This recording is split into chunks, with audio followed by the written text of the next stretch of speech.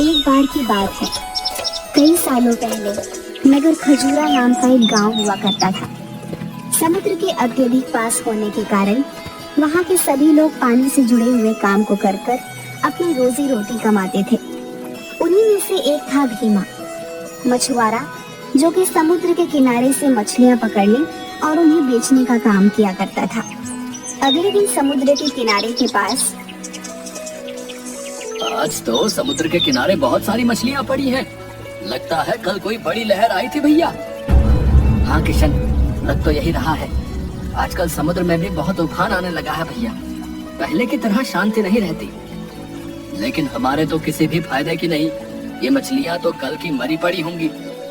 बाजार में हम सिर्फ ताजा मछलियाँ ही बेच पाते हैं।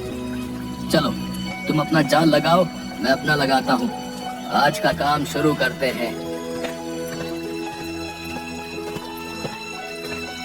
भीमा और किशन दोनों बचपन से ही एक साथ रहते थे। वह दोनों एक दूसरे के बड़े अच्छे पड़ोसी और दोस्त भी थे। अब जैसे ही वह दोनों अपने दिन का काम खत्म करके घर लौट रहे थे, रास्ते में कुछ लोग हंसते हुए महेंद्र से कहते हैं, अरे भीमा फिर से तुम काम करके इतनी रात को जा रहे हो हैं?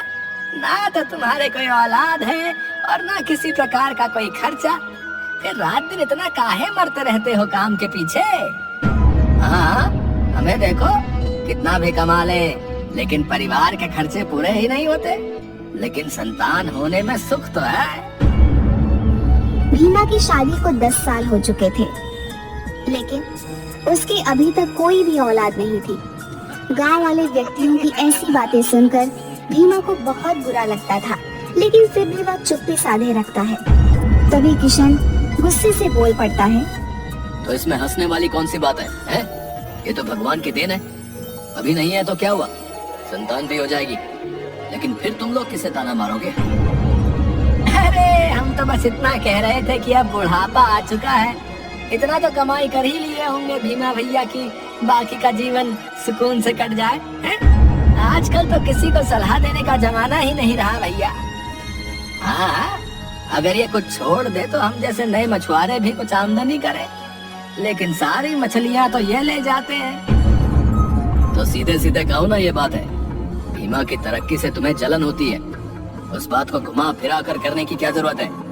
और आइंदा परिवार को बीच में मत लाना, समझे? अब रहने दो किशन, इनसे बहस करने का कोई फायदा नहीं। चलो घर चलते हैं यार, देरी हो रही है। वहाँ से जाते वक्त बसंत सुंदर से कहता है, यार तुम भीमा को इतना नापसंद क्यों करते हो? जब भी उसे देखते हो तो गुस्से से लाल पीले हो जाते हो। अरे कुछ नहीं, बस मैं बचपन में हर चीज में इससे अच्छा था। इसके बाप दादा हमारे यहाँ से उधार मांगा करते थे, और आज देखो सारे गांव के लोग इसकी बात सुनते हैं और हमें कोई पूछता तक नहीं। अच्छा, तो तुम्हें उसके पैसे से जलन है? समझ गया। लेकिन एक बात बताओ, उसके पैसे ना होने से बच्चे का क्या लेना देना? वही तो बात है, किसी को बताओगे तो नहीं। तो फिर तुम्हें बता ही देता हूँ, वाकई कभी भी बच्चा नहीं होगा। लेकिन तुम इतना यकीन से कैसे कह सकते हो भैया? क्योंकि मैंने ही एक तांत्रिक से विद्या पढ़ाई हुई है कि उनको कभी बच्चा ना हो। सुंदर की ये बात सुनकर बसंत दंग रह जाता है, पर डर के कारण कुछ नहीं कहता। भीमा बचपन से ही मछुआरे होने का काम कर रहा था। वह अपने काम में बहुत माहिर था और उसकी आमदनी सभी मछुआरों से काफी ज्यादा थी। पैसे की उसे ज्यादा कोई कमी थी नहीं, परंतु फिर भी संतान न होने के कारण उसके जीवन में एक सूखापन था। उन व्यक्तियों की बातें उसके दिमाग में गूंजती रही और वह उदास होकर घर पहुंचा, लेकिन उसे अभी पूरी सच्चाई पता ही नहीं थी। क्या हुआ जी, आज आप इतने उदास क्यों हैं? कुछ नहीं रमा, क्या तुमने खाना लगा दिया? जी मैंने खाना कब का लगा दिया है, आप मुंह धोकर खाना खा लीजिए। मैं जानती हूँ आप किसी बात से परेशान हैं। लोगों का तो काम है कहना, अब उनकी बातों पर ज्यादा ध्यान मत दीजिए, इससे आपकी सेहत पर असर पड़ेगा। हाँ रमा, मैं जानता हूँ, मुझे इन लोगों की बातों से फर्क नहीं पड़ता, लेकिन दिन ब दिन हमारी उम्र भी तो बढ़ती जा रही है। भगवान एक ना एक दिन सबकी सुनता है, बस आप उसका नाम लेकर आराम से सो जाइए। इस बात की ज्यादा चिंता मत करिए। अब तो मैंने सब ऊपर वाले पर ही छोड़ दिया है। यह बात करके रमा और भीमा दोनों दुखी मन से सो जाते हैं। अब अगले दिन रोज की तरह भीमा सुबह 5 बजे उठकर समुद्र के किनारे मछली पकड़ने पहुंच जाता है। अब वह रोज की तरह अपनी नौका में बैठकर समुद्र के बीच में जाकर अपना जाल फेंकता है और उसमें बहुत सारी मछलियां फंस जाती हैं। लेकिन उसमें से एक बहुत बड़ी गोल्डन कलर की मछली भी फंस जाती है। अब वह जैसे ही जाल ऊपर खींचता है तो वह देखता है कि वह मछली बोल रही थी, मुझे छोड़ दो मछुआरे, मैं कोई आम मछली नहीं हूँ। अगर तुम मुझे समुद्र में वापस छोड़ देते हो तो मैं तुम्हें तुम्हारी मनचाही इच्छा पूरी करने का वरदान दूंगी। पहले तो भीमा उस मछली को बोलते देख बहुत डर जाता है, पर बाद में अपने नरम स्वभाव के कारण वह मछली को मुस्कुरा कर कहता है, मैं भगवान की दिव्य शक्तियों में विश्वास रखता हूँ। मैं तुम्हें अवश्य ही छोड़ दूंगा। अगर तुम बोल सकती हो तो तुम जरूर इंसानों की ही तरह किसी दूसरी दिव्य दुनिया से हो। इतना कहकर वह उस गोल्डन मछली को समुद्र में वापस छोड़ देता है। उस मछली को समुद्र में छोड़ते ही वह देखता है कि वह मछली एक सुंदर महिला में बदल जाती है। वह सफेद कपड़े पहने समुद्र के बीचों बीच खड़ी हो जाती है और भीमा से कहती है, मैं समुद्र में रहने वाले जीव जंतुओं की महारानी जल देवी हूँ। मैं गलती से राजमहल से दूर हो गई थी और समुद्र के किनारे आ गई थी। मैं तुम्हारी इस उदारता से बहुत प्रसन्न हूँ। बताओ तुम मुझसे क्या मांगना चाहते हो? धन, दौलत, मकान, जो तुम मांगना चाहो। सबसे पहले तो मैं समुद्र की रानी को प्रणाम करता हूँ। वैसे तो मुझे आपसे धन या दौलत जैसा कुछ नहीं चाहिए, परंतु मेरी कोई संतान नहीं है। अगर आप मुझे संतान प्राप्ति का आशीर्वाद देते तो मैं उसे जीवन दान की तरह समझूंगा। तथास्तु भवः, जैसा तुम चाहो बस। उसके हाथ से बहुत तेज बिजली की रोशनी चमकती है। तभी भीमा के हाथ में एक फल आ जाता है। ये फल जाकर अपनी पत्नी को दे देना। वो इसे आज से 5 दिन बाद पूर्णिमा की रात को खा लेगी। उसके बाद से सब ठीक हो जाएगा। ये है मेरा आशीर्वाद। ध्यान रहे तुम मेरे बारे में और इस फल के बारे में किसी को कभी नहीं बता सकते। जी महारानी, मैं ध्यान रखूंगा। मैं अपनी पूरी कोशिश करूंगा कि मैं आपका सच गलती से भी किसी के सामने ना बोलूं। एक बात और, तुम्हारे बच्चे के पेट में होने के वक्त पर तुम्हें उसका बहुत ध्यान रखना है। कोई है जो उसे नुकसान पहुंचाना चाहेगा।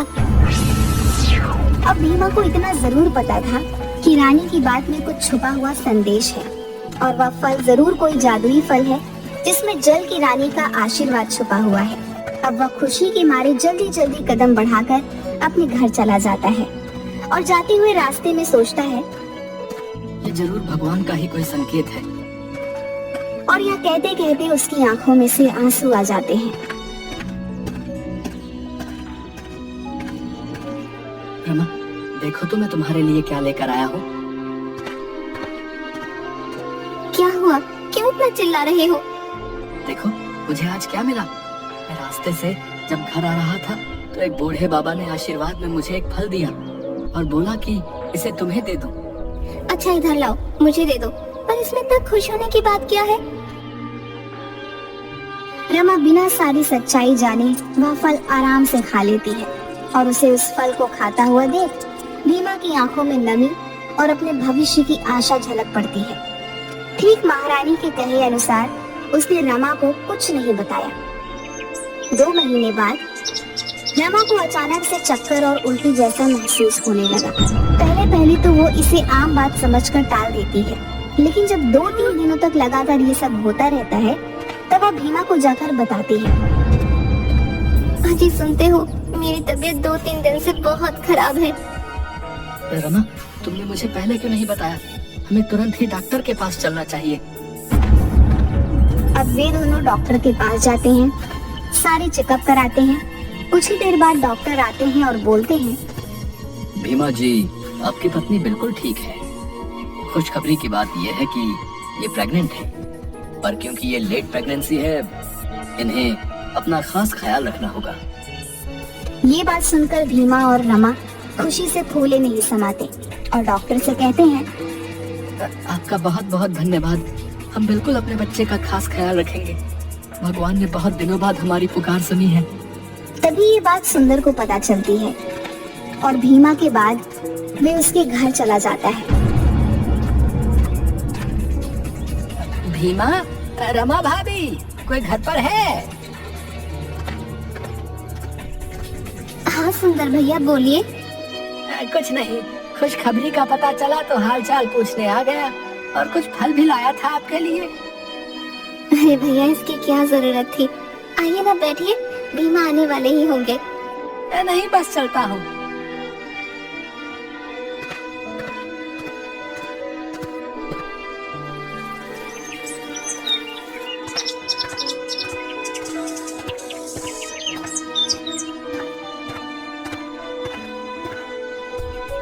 ये क्या, तुम सेब खा रही हो? पर मैं तो सेब लाया ही नहीं था। अरे सुंदर भैया आए थे, वो देकर गए हैं। इतने सुनते ही भीमा डर जाता है और रमा के हाथ से सारा फल छीनकर फेंक देता है। मैंने तुमसे कितनी बार कहा है, जब तक मेरी लाई हुई चीज ना हो तुम्हें नहीं खानी है। तुम्हें समझ क्यों नहीं आता? अब भीमा डरकर मन ही मन सोचता है। रानी, मेरे बच्चे की रक्षा करना। कुछ महीनों बाद रमा और भीमा की जिंदगी में अब खुशियां छा गई थी। उनके यहाँ एक लड़के ने जन्म लिया था जो बहुत ही सुंदर था। उसकी आंखें नीली थी, इतना सुंदर था कि जो देखता तो देखता ही रह जाता। देखो कैसे खिलखिला रहा है, बिल्कुल तुम पर गया है। हाँ वो तो है, पर हम इसका नाम क्या रखेंगे? इसका नाम हम बट्टू रखेंगे। पर क्यों? और भी तो बहुत अच्छे अच्छे नाम हैं। वो मैं तुम्हें नहीं बता सकता। भीमा मुस्कुरा देता है। ये नाम उसने पानी से जुड़ा हुआ रखा था। वह मछली वाली बात अपनी जुबान पर नहीं आने देता। उसने यह बात सालों से छुपा कर रखी थी। अजी सुनते हो, लड़का हुआ है, कम से कम मोहल्ले में मिठाई तो बांटनी ही चाहिए। हाँ हाँ, मिठाई तो जरूर बांटेंगे, हमारे घर खुशियाँ जो आई है। अब जैसे ही ये बात गांव में फैलती है और सुंदर को पता चलती है। ये मिठाई किस खुशी में बांट रहे हो भाई? अरे भीमा को लड़का हुआ है, तुम्हें नहीं पता? लेकिन ऐसा कैसे हो सकता है? मैंने तो उसके पेट पड़ते ही भीमा की पत्नी को दवाई दे दी थी। अब मन ही मन सुंदर ये सब सोचने लगता है, लेकिन उसे ये नहीं पता कि बट्टू कोई मामूली बच्चा नहीं है। 4 साल बाद देखते ही देखते बट्टू बड़ा हो चुका था। उसकी नीली हुई चमकती आंख और उसका मुस्कुराता हुआ चेहरा पहले जैसा ही था, मानो साक्षात देव जन्मा हो। बट्टू जरा इधर आना तो। अब बट्टू रमा के पास आकर बच्चों जैसी आवाज में बोलता है, पापा किधर है? मुझे उनके पास जाना है। पापा बाहर काम पर गए हैं बेटा, तुम उनके पास नहीं जा सकते। अब किसी वजह से बट्टू रोते रोते चुप ही नहीं होता। तभी रमा कहती है, ये आज इतना क्यों रो रहा है? ये तो कभी इतना नहीं रोता। वो जैसे ही उसे घर के बाहर अपने पिता से मिलवाने ले जाती है, वह समंदर की तरफ बहुत तेजी से भागता है। वह सुनते ही अपने पिता के कपड़े पकड़कर उन्हें घर की तरफ खींचने लगता है। क्या हुआ है बट्टू, इतनी तेजी से क्यों भाग रहे हो? पापा तूफान आ रहा है, घर चलो, सब चलो। पर जब भीमा देखता है तो मौसम एकदम साफ था, लेकिन वह समझ जाता है कि बट्टू जल परी के आशीर्वाद से जन्मा है, इसलिए वे पता लगा सकता है कि आगे तूफान आएगा या नहीं। सभी लोग किनारे से हट जाओ, मैं फिर से कह रहा हूँ कि बहुत तेज तूफान आ रहा है। सभी लोग वहाँ से जल्दी हट जाए। अरे ये तो हमारा बेवकूफ बना रहा है? मौसम तो बिल्कुल साफ नजर आ रहा है, देखो। अरे मैं समझ गया इसकी चाल, ये सब इसलिए कर रहा है ताकि सारी मछलियाँ ये पकड़ कर ले जाए। हम तो यहाँ से कहीं नहीं जाएंगे यार। कुछ देर बाद ही बट्टू के बताए अनुसार बहुत तेज तूफान आया और समुद्र से लंबी भयानक लहर उठती है। लोगों के घर, नौका और बहुत सारी चीजें बह जाती हैं। सुंदर और बसंत भीमा की बात नहीं सुनते और वे समुद्र में बह जाते हैं। पापा नीले शर्ट वाले अंकल को बचा लो। अब जैसे ही भीमा पीछे मुड़कर देखता है तो सुंदर और बसंत तेज लहरों के साथ बह रहे होते हैं। अब मैं इन्हें कैसे बचाऊं? लहरें बहुत तेज हैं। इन्हें बचाने गया तो मैं भी साथ में बह जाऊंगा। आप उन अंकल को बचाने जाओ पापा, बाकी सब मैं संभाल लूंगा। भीमा को बट्टू की बात पर विश्वास था, क्योंकि उसे पता था कि जल के देवता के आशीर्वाद से जन्मा है ये। अब वह बिना कुछ सोचे समझे तेज लहरों में कूद पड़ता है और सुंदर और बसंत को बचा लेता है। थोड़ी ही दूर खड़ा बट्टू समुद्र की ओर जल की रानी, जल की देवी को देखकर मुस्कुराने लगता है। तभी सुंदर और बसंत आते हैं और सुंदर बट्टू को गले से लगा लेता है। गले लगाते ही सुंदर कूद कूद कर रोने लगता है और कहता है, अगर आज तुम ना होते तो शायद हम सभी ना बच पाते। मैंने जलन के कारण हमेशा अपने जीवन में गलत चीजें की और उसका ही एक शिकार तुम जैसी नन्ही जान बन गई। मुझे माफ कर दो बेटे। कोई बात नहीं अंकल, मैं आपसे गुस्सा नहीं हूँ। इसके बाद वह बिना किसी डर के खुशी से रहने लगते हैं। बट्टू की इस मासूम भरी बात पर सभी जोर जोर से हंसने लगते हैं।